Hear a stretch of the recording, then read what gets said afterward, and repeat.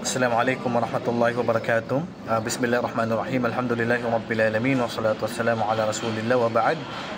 Sabi niya, salam Ustad, paano naman po na nakakain ka ng palaman na may ingredients na may baboy pala pero hindi mo naman sinasadya makain?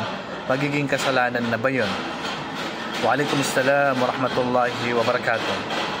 So, yun po ay hindi po natin magiging kasalanan.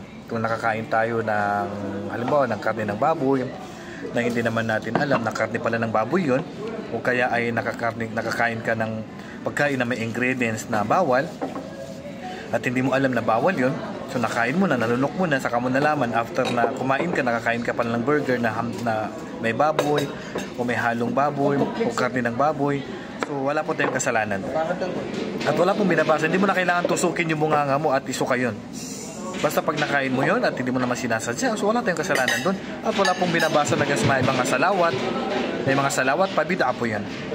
Okay, so pag nakain mo na hindi mo sinasadya at nalaman mo na lang na haram pala pagkatapos, ay wala po tayong kasalanan dito.